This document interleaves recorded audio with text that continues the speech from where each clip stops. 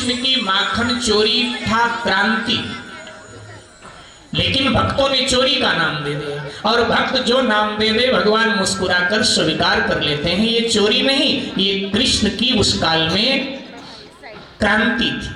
कंस के खिलाफ ये क्रांति लाए थे कृष्ण, लेकिन नाम भक्त ने चोरी का दे दिया और स्वीकार कर लिया। ध्यान देना, एक इतिहास का छोटा सा संस्मरण कहकर और मैं आपको अति शीघ्र गोवर्धन लीला में प्रवेश करा देता हूं। 2-4 मिनट के लिए क्षमा चाहेंगे। इस तथ्य को आप समझ लें, इसलिए और कोई बात नहीं। वैसे आप सब समझदार हैं, समझ गए होंगे। आपने भारत का इतिहास पढ़ा होगा तो पाया होगा कि हमारे क्रांतिकारियों ने भी ऐसी चोरी की। सरदार भगत सिंह, चंद्रशेखर आजाद, पंडित राम प्रसाद बिस्मिल, ये जो हमारे क्रांतिकारी थे, ये भी अंग्रेजों का खजाना लूट लेते थे। चलती ट्रेन को जंजीर खींच के रोक लेते थे, लूट लेते थे।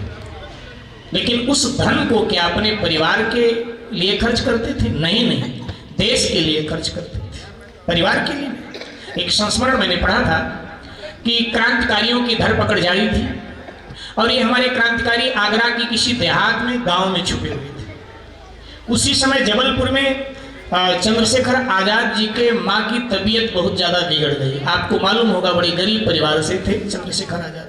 तबीयत बहुत बिगड़ी, घर में कुछ था नहीं दवा के लिए। तो एक विश्वासी जिसको मालूम था ये लोग कहाँ हैं इस समय, तो वो इनकी माँ का पत्र लेकर के वहां आया उस गांव में जहाँ लोग छुपे थे। संयोग से चंद्रशेखर आजाद जी कहीं दाएं बाएं थे। सरदार भगत सिंह जी से उसकी मुलाकात हुई तो उसने कहा कि मैं ऐसे ऐसे आजाद जी के गांव से आया हूँ, उनकी माँ बहुत बीमार है, ये पत्र दिया। तो उन्हें पढ़ा तो बड़े भाव विभोर हो उठे सरदार भगत सिंह। इतने में चंद्रशेखर आजाद आ गए तो उन्होंने वो पत्र भी दिया और कहा कि पंडित जी ऐसा करें, आप जो कल अंग्रेजों का खजाना हम लोगों ने लूटा है उसमें से कुछ पैसा इस आदमी को आप दे दो और ये जाकर आपकी माँ को दे देगा, वो इलाज करवा देगा। तो इतना जैसे सरदार भगत सिंह जी ने कहा तो चंद्रशेखर आजाद ने खींचकर एक थप्पड़ उनके गाल पर टिकाया, कहा दोबारा मत बोलना।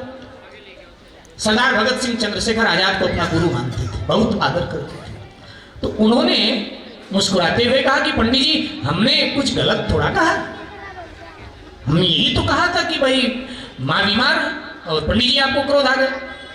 तो चंद्रशेखर आजाद ने कहा कि अगर ये पैसा हम परिवार के लिए खर्च करेंगे तो इतिहासकार लिखेंगे क्रांतिकारी नहीं, ये चोर थे। इसलिए ये अंग्रेजों का खजाना, ये देश का पैसा है जो अंग्रेजों ने लूटा था और उनसे हमने लूटा है, तो देश के हित में खर्च करेंगे। भारत माता का जो धन है भारत माता में ही लगाएंगे। हम इनसे हथियार खरीदेंगे और कारतूस खरीदेंगे, अंग्रेजों को हम अपना निशाना बनाएंगे। कहने का अभिप्राय वो चोरी नहीं थी, वो क्रांति थी। ऐसे ये भी क्रांति थी। ठीक है, भक्त ने नाम चोरी का दे दिया, भगवान तो जो नाम भक्त दे देता है भगवान मुस्कुरा के स्वीकार कर लेता है। माखन चोरी लीला कहा। तत्पश्चात गिरिराज धरण लीला आती है। कार्तिक शुक्ल प्रतिपदा को ब्रजमंडल के लोग उस समय देवराज इंद्र का पूजन करते थे, इंद्र याग किया करते थे। उनका मानना था हमारे पूजा से इंद्र प्रसन्न होता है, फिर वो जल वर्षा करता है, पैदावार अच्छी होती है, धन धान्य की वृद्धि होती है, ऐसी उनकी मान्यता थी।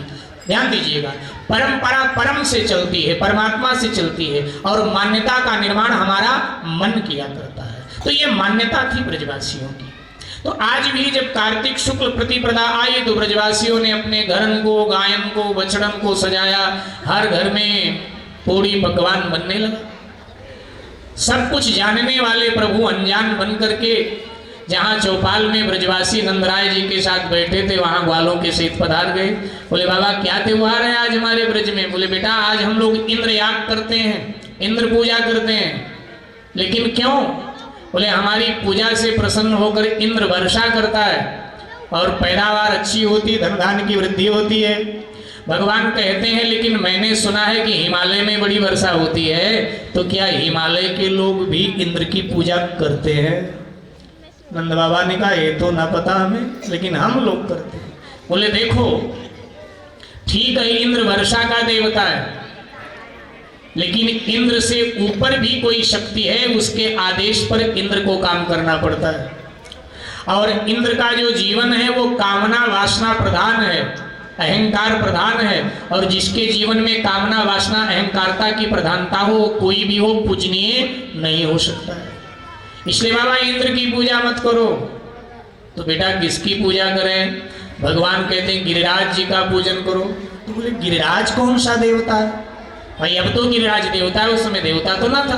बोले गिरिराज कौन सा देवता है? एक गिरिराज तो बेटा ये है जो पहाड़ है हमारे ब्रज में। बोले आपने पहाड़ माना उनको? अरे वो साक्षात देवता हैं, उनके पूजा से लौकिक पारलौकिक सभी कामनाएं पूर्ण होती हैं। अच्छा, इंद्र की पूजा इतने दिनों से आप सबने किया, कभी इंद्र ने आपको दर्शन दिया, प्रकट होकर भोग लगाया? तो सबने कहा ना। बोले फिर क्या पूजा करते हो? बोले वो तुम्हारा गिरिराज। बोले हमारे गिरिराज जी तो प्रकट होकर भोग लगाएंगे, बातचीत करेंगे तुम लोगों से। अब तो ब्रजवासी एकदम पलटा खा गए नंदराय जी से। बोले बाबा इस बार तो फिर गिरिराज जी की पूजा कर लेते हैं, अगर इंद्र क्रोधित हुआ, कुछ उपद्रव किया तो देखेंगे अगले वर्ष, इस बार कर ही लेते हैं। और फिर तो क्या हुआ, इंद्र पूजा के लिए जो सामग्री तैयार की गई थी वही सामग्री अब गिरिराज पूजा के उपयोग में आएगी। सब अपने अपने बैलगाड़ियन में, छकड़न में लाद लाद करके पूजन सामग्री और सब गिरिराज जी के तलहटी में पधारेंगे। कृपया बैठे रहेंगे, थोड़ी देर कथा पूरी हो जाए, इसके बाद में ज्यादा समय नहीं लगेगा। तो वहां पधार गए।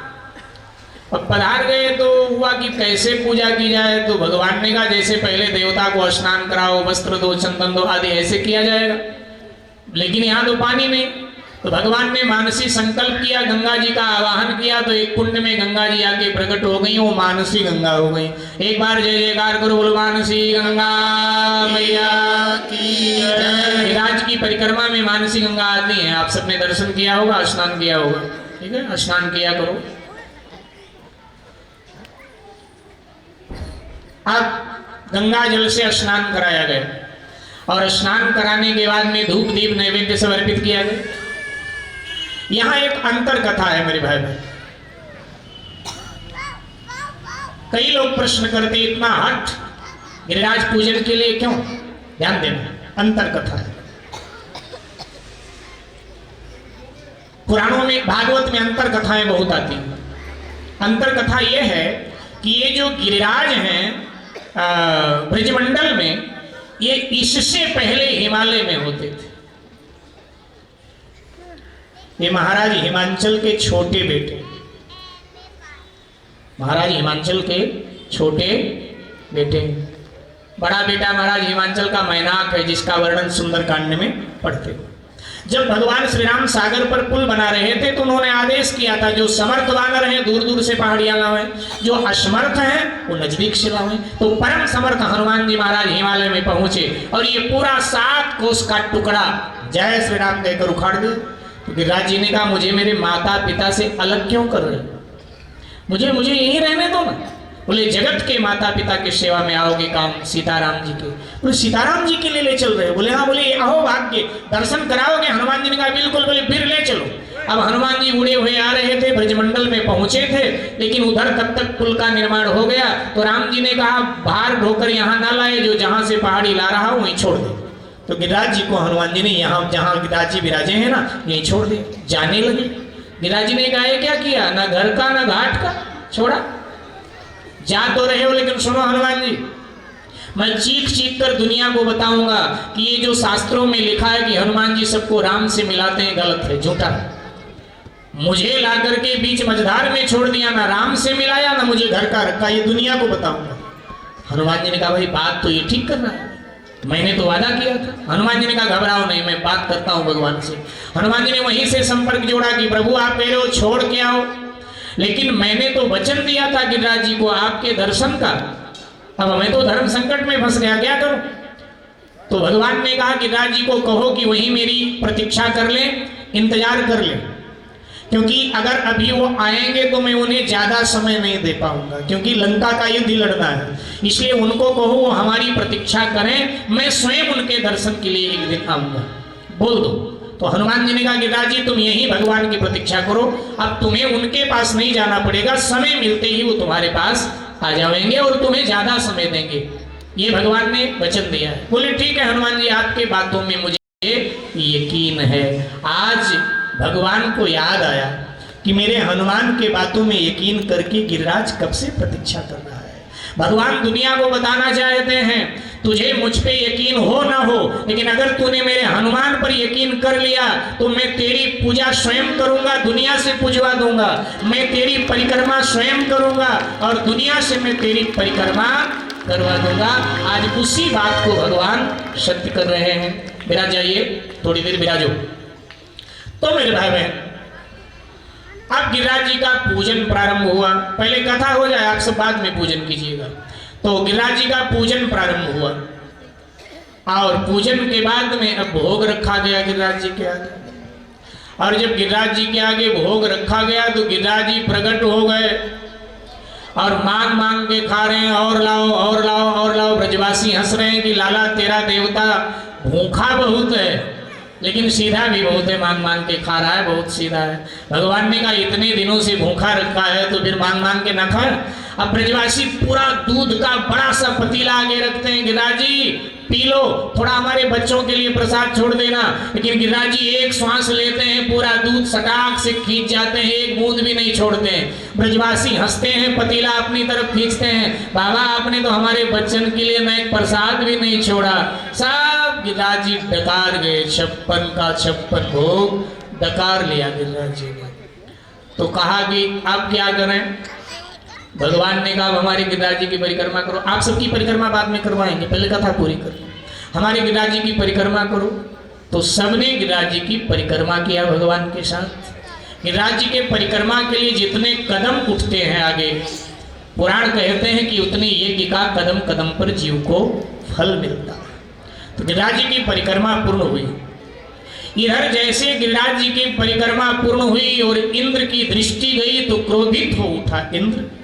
प्रलय काल के मेघों को बुलाया और कहा कि 7 समुद्र का जो जल है ले जाकर के ब्रजमंडल पर उड़ेल दो। प्रातः काल ब्रजमंडल रसातल में होना चाहिए। गर्जना किया बरसूंगा अगर प्रलय बनकर, बरसूंगा अगर प्रलय बनकर, गिरिराज तलक बह जाएगा, गिरिराज तलक बह जाएगा। ब्रज ही जब नहीं रहेगा तो ब्रजराज कहाँ रह पाएगा। ब्रज ही जब नहीं रहेगा तो ब्रजराज कहाँ रह पाएगा। शंकर तन धन भेज कर डर जायो सुरराज, और 7 सिंधु उड़ेल दो गोवर्धन पर। 7 सिंधु उड़ेल दो, 7 सिंधु उड़ेल दो गोवर्धन पर।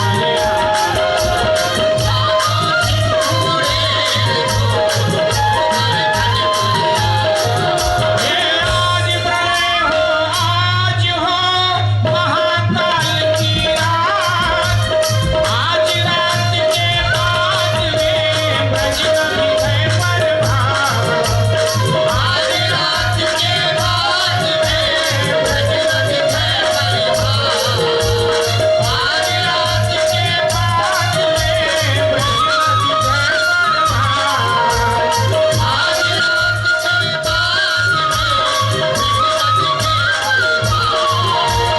घुमड़ी घुमड़ी झमझेर कर जी घना धन हो, चम चम चमकी बिजुली चमके ब्रज के मोर, चम चम चमकी बिजुली चमके ब्रज के मोर। इंद्र ने जैसे आवेश किया, गड़गड़ गड़गड़ करके हुए बादल छा गए, हर तरफ अंधकार छा गया, भयानक मूसलाधार वर्षा होने लगी। नंदराय सहित ब्रजवासी सब भयभीत हो उठे। नंदराय जी ने कृष्ण का हाथ पकड़ा और कहा क्यों रे, मैंने कहा था ना इंद्र कुपित हो जाएगा। बोले बाबा चिंता न करो, जिन गिरिराज जी का हमने पूजन किया है वो हमारी रक्षा करेंगे। और अब भगवान श्री कृष्ण ने अपने सबसे छोटी उंगली पर गिरिराज को उठा लिया। बोलिए गिरिराज धरण भगवान की जय। सब गिरिराज के नीचे आ गए। वाले भी अपनी लाठियां लगा करके खड़े हैं। वाले समझते हैं कि मैंने रोक रखा है अपने लाठी पर, ये लाला उंगली पर थोड़ा रोक पाए। जैसे मंदिरों में हम घुसते हैं तो देखते हैं हनुमान जी पहाड़ लेके खड़े। वो हनुमान जी हमको आपको बताते हैं कि तू राम का भजन कर, तेरे जीवन का भार मैंने रोक रखा है। लेकिन हम लोग मानते हैं कि हनुमान जी ने नहीं, मैंने रोक रखा। तभी तो हम दबे जाते हैं भार की मार। हनुमान जी कहते तूने नहीं, तू मेरे राम का भजन कर, भार दिए तेरा भार मैंने रोक रखा है। वो पर्वत तो कब का हमने लंका में रख दिया था जो लक्ष्मण के लिए लाए थे। अब तो संसार के जीवों का जो भार है पर्वत वाला, वो मैं हाथ में लेकर के खड़ा हूँ, तू राम का भजन कर। ये हनुमान जी का आश्वासन है, लेकिन हम मानते कहाँ हैं मेरे भाई बहन। तो भगवान ने सबसे छोटी उंगली पर उठा लिया, सब नीचे आ गए। उधर बादलों की गड़गड़ाहट, इधर गोपियों के पायल की झंकार हो रही है, गोपी नाच रही है, उधर मोर नाच रहे हैं, इधर भगवान की बांसुरी बज रही है। मेरे भाई बहन, 7 दिन और 7 रात प्रलय के मेघ बरसते रहे, लेकिन ब्रज में तो धूल उड़ रही है, यहाँ कोई प्रभाव नहीं। कई साहब कहते हैं, देखो तर्क शास्त्रियों की समाज में कमी नहीं है। कई साहब कहते हैं कि ठीक है भगवान ने पर्वत उठा लिया, लेकिन ऊपर से तो पानी गिरा था। हाँ, ऊपर से तो गिरा था पानी, बादल तो बरसे थे। बोले आखिर बादल बरसे तो गया कहाँ? तो हम कहते हैं जब वो भगवान है तो संदेह क्यों करते हो, भगवान तो कुछ भी कर सकता है। कहते नहीं, कोई तो कारण होगा, कहीं तो गया होगा। हाँ, तो अन्य पुराणों में उसका उत्तर आया है, कहाँ गया। भगवान ने 2 लोगों की जिम्मेदारी लगाई, एक सुदर्शन चक्र की, एक अगस्त महाराज की। गिरिराज के एक छोर पर सुदर्शन चक्र को विराजित किया, एक पर अगस्त जी को विराजित किया। अगस्त जी को सुदर्शन चक्र से भी कहा जितना पी सकता है पी, और अगस्त जी को बुलाया भगवान श्री कृष्ण ने और कहा कि तुम्हारा त्रेता का जो उधार पानी है ना, वो अब पी लो, जितना पी सकते। कथा सुनी होगी आपने, हमारे यहाँ अनेक रामायण है, उनमें एक रामायण का नाम है अद्भुत रामायण। तो अद्भुत रामायण में प्रसंग आता है कि जब राम जी अयोध्या के राजा हो गए, रामराज की स्थापना हो गई, तो सीता जी ने नियम लिया कि एक नए ब्राह्मण को रोज भोजन कराऊंगी, फिर मैं भोजन करूंगी। माताएं बहनें व्रत बहुत लेती हैं पुराने जमाने से, पुरुष लोग ये सब व्रत नहीं लेते, लेकिन माताएं बहनें ऐसे व्रत लेती हैं। तो सीता जी ने भी व्रत लिया। अब एक नया ब्राह्मण रोज राम जी बुलावे, सीता जी भोजन करावे, दक्षिणा में ब्राह्मण चला जाए, ये उदास हो जाए। तो राम जी ने पूछा उदास क्यों हो जाती हो, ब्राह्मण भोजन के बाद प्रसन्नता होनी चाहिए। तो सीता जी कहते उदास इसलिए हो जाती हूँ कि जो ब्राह्मण देवता आते हैं थोड़ा सा खाते हैं, सारी रसोई बची रहती है। भूखा ब्राह्मण बुलाओ। अब रोज राम जी भूखा बुलावे, लेकिन जो आवे माँ उसको भी कह देती थोड़ा सा तो खाया, ये भी भूखा नहीं था। माँ है ना, अब कोई बेटा कितना खाए, लेकिन माँ को तो लगता है थोड़ा खाता है। बरसों बीत गए, राम जी बड़े परेशान, कहते हैं मैं भूखा बुलाता हूँ और तुम कहती हो ये भी थोड़ा खाया, ये भी थोड़ा खाया। आज संयोग से अगस्त जी आ गए। राम जी मुस्कुराए कि आज अपना काम हो जाएगा, क्योंकि अगस्त जी तो सिद्ध ब्राह्मण है, 3 अंजुली में 7 समुद्र को ही ढकार जाते हैं, इतने सिद्ध हैं। तो अगस्त जी से राम जी ने कहा कि एक समस्या मेरे घर में है, थोड़ा महाराज निपटा के जाना। तो अगस्त जी ने कहा प्रभु क्या कह रहे हो, जिनका नाम जपने से जगत की समस्याएं नष्ट हो जाएं, उनके यहाँ क्या समस्या हो सकती? बोले है। बोले बताओ। बोले ऐसी ऐसी बात है, जो ब्राह्मण आता है उसको कहती है कम खाता है, कम खाता है, तो आज मेरे महल में आप भोजन करो। तो अगस्त जी ने कहा असली रूप दिखाओ माँ को? बोले हाँ असली रूप दिखाओ। बोले ठीक है बुलाओ माँ। सीता जी को बुलाए। राम जी ने बोले ब्राह्मण देवता आए हैं, बहुत भूखे, ले जाओ भोजन करो। ठीक, ले गए, चरण धोया, बिठा दिया, भोजन की थाल माँ ने रख दिया। वो समझती थी जैसे रोज ब्राह्मण आते हैं ऐसे आज भी आए, तो रख दिया। जीमो महाराज। अब अगस्त जी ये बड़े तीव्र गति से खाने लगे।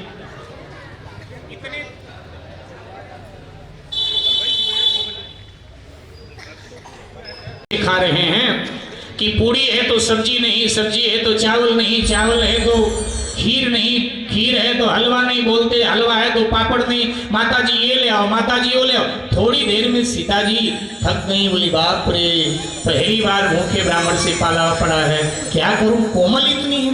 तो गणेश जी को रिद्धि सिद्धि को बुलाया। गणेश जी पाक कला में बड़े निपुण हैं। गणेश जी स्वयं भोजन बनाते हैं अपने घर में, रिद्धि सिद्धि को किनारे कर देते, बैठ उधर, खुद बनाए, पाक कला में बड़े निपुण। तो गणेश जी को कहा कि तुम हलवाई का काम करो, और रिद्धि सिद्धि को कहा तुम परोस कर खिलाओ तो शायद इसका पेट जल्दी भर जाए। अब गणेश जी पकाने लगे, रिद्धि सिद्धि खिलाने लगी, लेकिन झगड़ा फिर वही बना हुआ है, पूरी है तो पापड़ नहीं, पापड़ आया तब तक खीर खत्म, खीर आई तो सब्जी खत्म, सब्जी आई तो रसमलाई खत्म, माता जी ये लाओ, माता जी ये लाओ। अब साहब खाते खाते 17 दिन और 17 रात बीत गए, फिर भी अगस्त जी की स्पीड वही है, उसी स्पीड में खाए जा रहे हैं। रिद्धि सिद्धि को 103 डिग्री बुखार हो गया। गणेश जी महाराज के हाथ पांव सब एकदम सूजन आ गया, भारी भरकम शरीर, बैठे बैठे परेशान। तो तीनों ने आकर सीता जी के आगे घुटने टेक दिए, कहा कि माँ किसी और देवता से सेवा ले लो, अब हम तीनों को मुक्त करो। ये कहाँ से ब्राह्मण पकड़ लाए हैं, इसलिए तो उठने का नाम ही नहीं लेता है, खाया जा रहा है, खाया जा रहा है। तो सीता जी ने कहा कि थोड़ा और हिम्मत करो, मैं थोड़ा पता करती हूँ ब्राह्मण देवता से कि कितना खाएंगे, थोड़ा और हिम्मत करो। बोले ठीक है, थोड़ा हिम्मत कर लेते हैं। फिर लग गए काम में। अब सीता जी उठ करके गई अगस्त जी के सामने। अब किसी से सीधे से तो पूछा नहीं जा सकता ना भाई कितना खाओगे।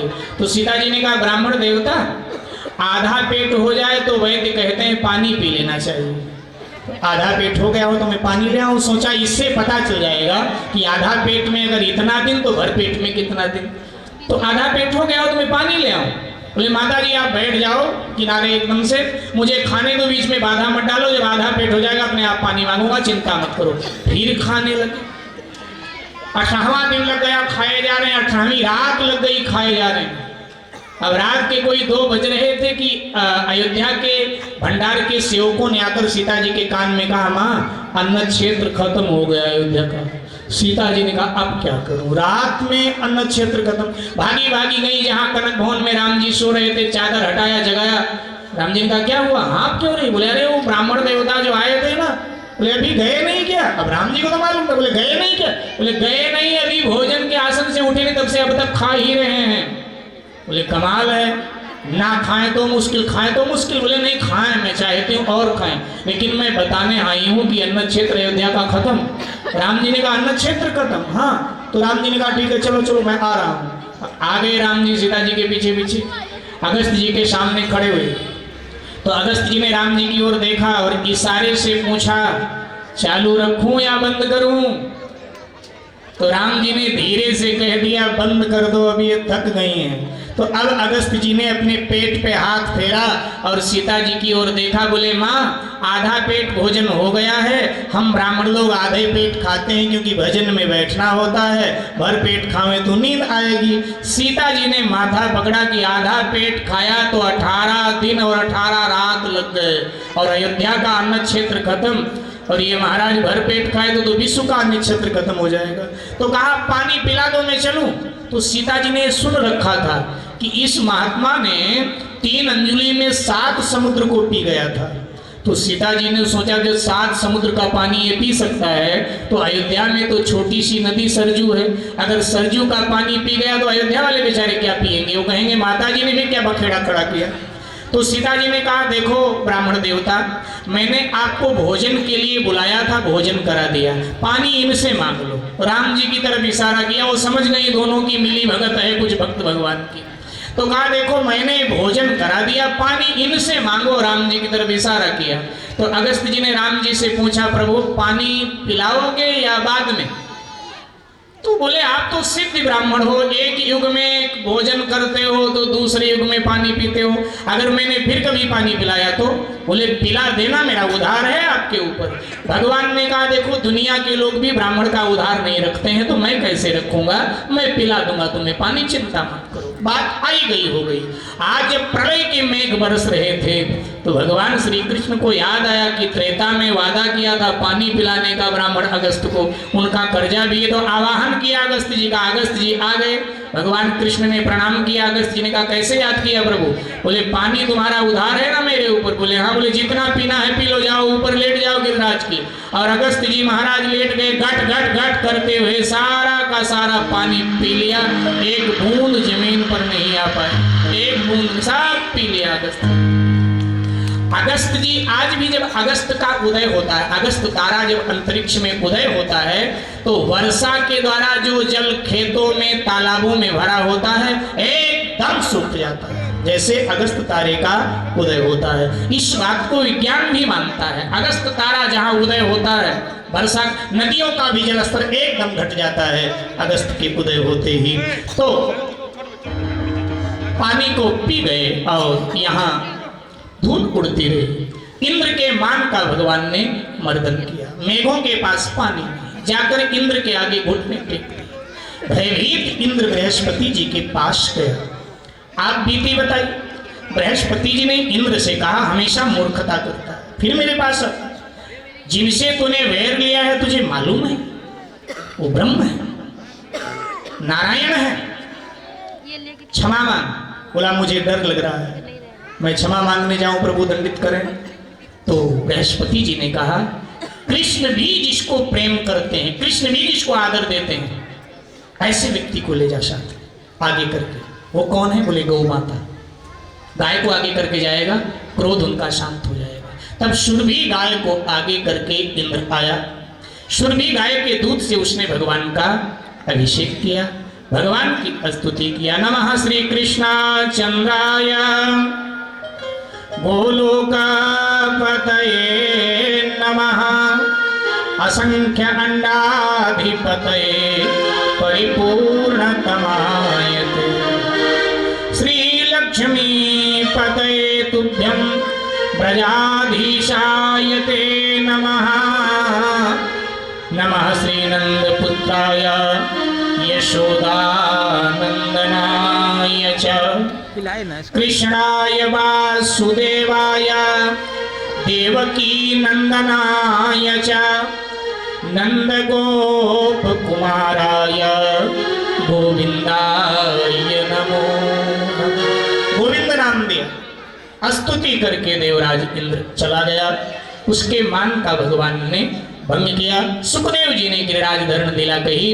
तो आइए अब हम आपको परिक्रमा करवा देते हैं और आचार्य जी पूजन करवा देंगे। तो आइए परिक्रमा करते हैं गिरिराज जी की।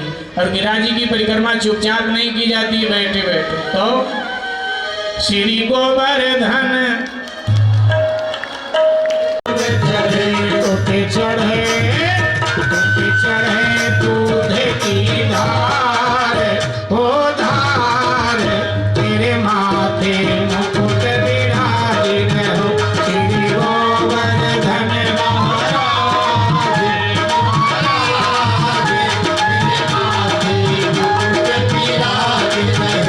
श्री गोवर्धन महाराज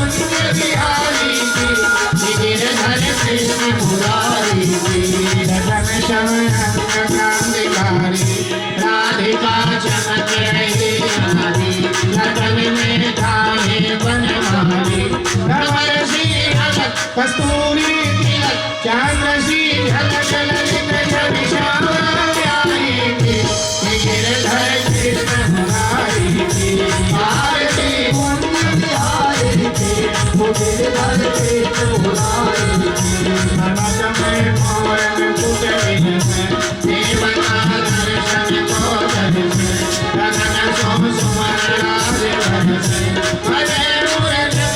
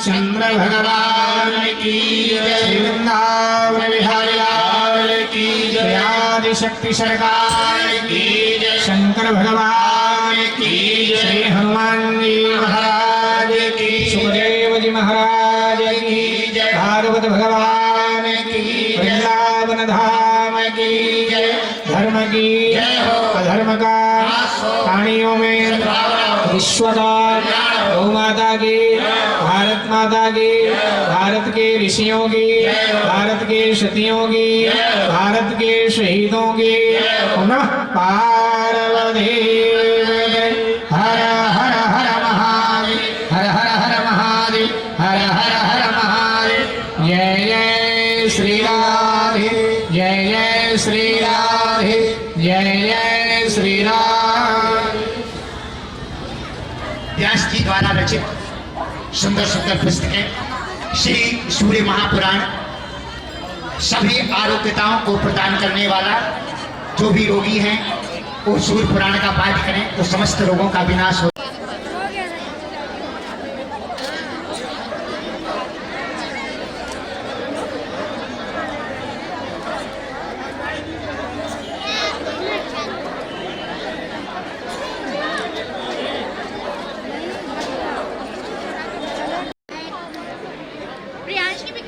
टच द फीट करो, चलो टच द फीट। रुको रुको रुको भाई, रुको रुको रुको बाबू, हिलो मत हिलो मत। अरे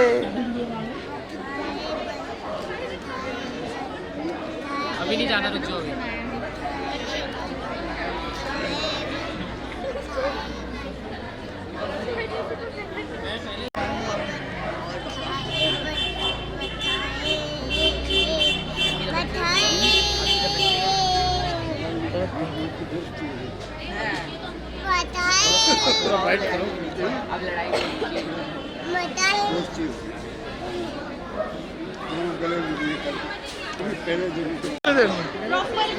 तेरा सामने इधर चल बेटा, बेटा इधर साइड, वेट वेट। अरे यार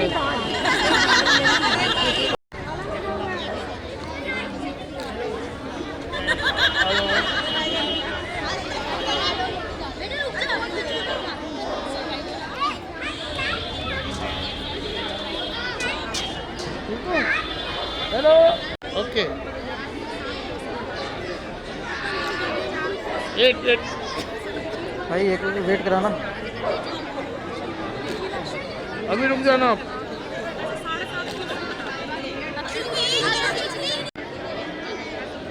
हाथ अंदर करो, बेटा इधर देखो सामने, बेटा इस साइड बेटा, हेलो बेटा इधर देखो,